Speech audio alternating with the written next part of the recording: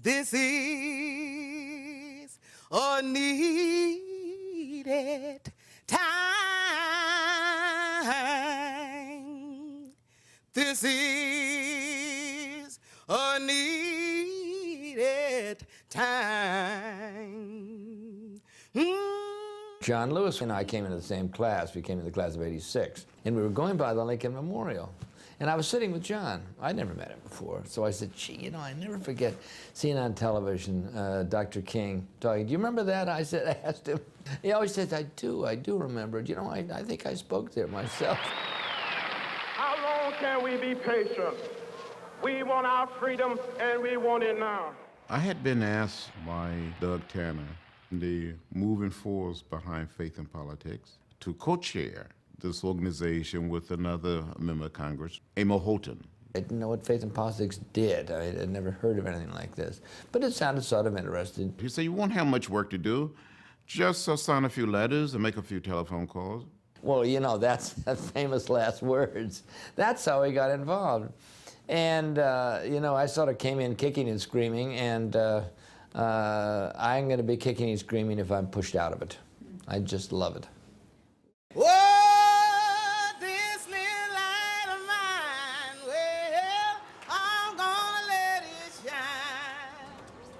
This little light of mine, I'm gonna let it shine, my Lord. This little light of mine, well, I'm gonna let it shine.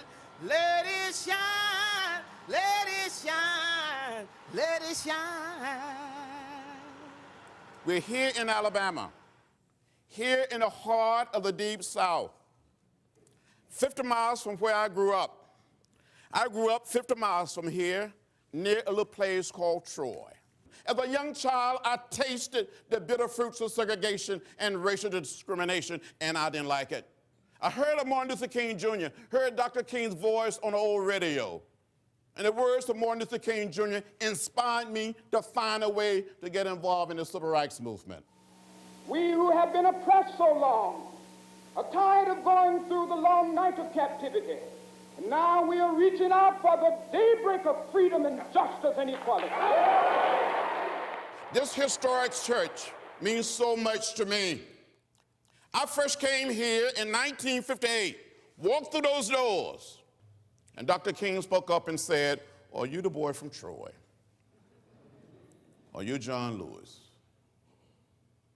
And I said, Dr. King, I'm John Robert Lewis.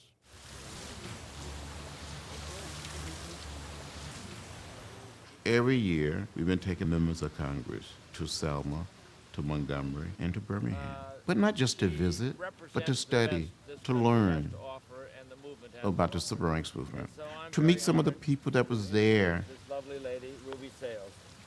What a wonderful gift that movement was. It liberated not only African Americans, but it liberated white Americans so that they could live into the fullness of their humanity. Amen. It was a coalition movement of ordinary workers and students, that band of sisters and brothers who worked every day on the front lines to break the shackles of Southern apartheid. I met Dorothy Carden many, many years ago when we both were much younger. She was working with SCLC, working with Dr. Martin Luther King Jr., teaching people how to pass the so-called literacy test. Take us back. Take us back. You know how we used to do it during those old days of the movement? Take us back, Dorothy. You can do it, my dear. I haven't seen you in a long time. Good to see you. Thank you, George. Thank you, George. Come by here, my Lord. Come by here. That's right. Come on. My niece told me, now, Dorothy, don't go up there thinking all those white folks gonna sing with you. But now let's put the lie to that. You got to join in. We're invoking the Spirit. Come by here, my Lord. Come by here. We're praying now. Everybody, please. Come by here, my Lord. Come come by here. I don't know if we would have had a movement had we not sung together. What I do know is that we sang from the many moods and experiences that we were going through. We actually could tell the whole story of that great struggle that rearranged the social order in this country. We could tell the whole story through its music. Come by here, my Lord. Come by here. Come by. We stand today on this sacred spot, remembering the many downfalls and uprisings, the many turmoils that happened in this city that represented in the past so much darkness, so much meanness, so much inhumanity. Here at this church on September the 15th, 1963, on a Sunday morning, a terrible bombing took place that killed 4 little girls. You just can't stand outside that church in Birmingham and imagine those 4 little girls being bombed, and seeing it and hearing about it, and talking about the people who were there, without making an absolutely, totally indelible impression. Oh, freedom. Oh, freedom. Oh, freedom over me, and before I be a slave, I'll be buried in my grave and go home to my Lord and be free. I have members to walk through the church or walk through the park with members of their family or walk across the bridge and cry. And they realize that they're walking through pieces of history, through little chapters of history. And they engage in discussion and debate and dialogue with each other, with other members, and try to come to that point where we have a frank and candid discussion about the whole question of race. Where do we go? We're going to the museum. I think there is a need today more than ever before to get people to understand the philosophy and the discipline of nonviolence. On Sunday, March 7th, after attending church services at the Brown Chapel AME Church, we conducted this nonviolent workshop. We lined up in twos in orderly fashion, no one saying a word, to walk from Selma to Montgomery, to dramatize to the nation that people of color wanted to register to vote. We came to the highest point on the bridge. Down below, we saw a sea of blue, Alabama State Troopers. And we continued to walk. In less than a minute and a half, Major John Cloud said, "Troopers advance."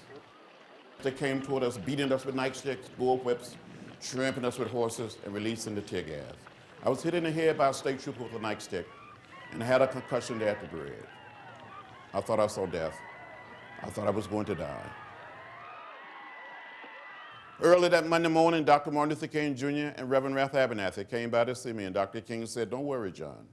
We'll make it from Selma to Montgomery. The voting rights site will be passed."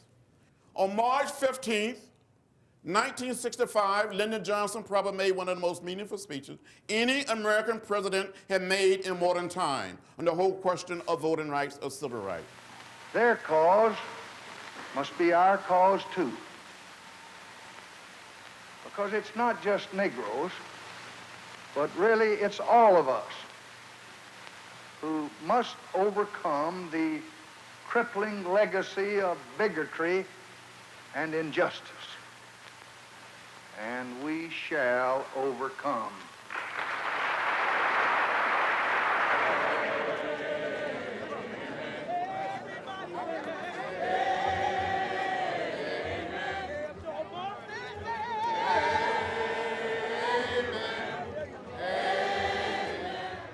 it is great to pause and reflect on the history of the civil rights movement.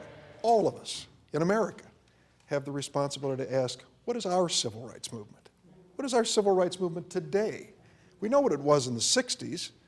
We've seen the men and women who had the courage to stand up and fight for voting rights and accommodations and to give African Americans and people of color a chance in this country. But what is our civil rights movement? Ask yourself, what would Martin Luther King's speech be today as he looks at the world that we face? And I'll leave this weekend uncomfortable because I've got to work this out too. I've been in the storm so long. The Faith and Politics Institute has a different dimension to it than any other group that I'm associated with. And when you talk about your interpretation of faith and how it applies to this job, which is so demanding, it puts a little different coating on it. So long. When I hear young people saying nothing has changed, I just feel like saying, come and walk in my shoes. I think the movement, the civil rights movement, the idea and the philosophy of nonviolence had a profound effect on the very psyche of all of us. We would never, ever be the same. This is a needed time, but I'm trying to make heaven my home.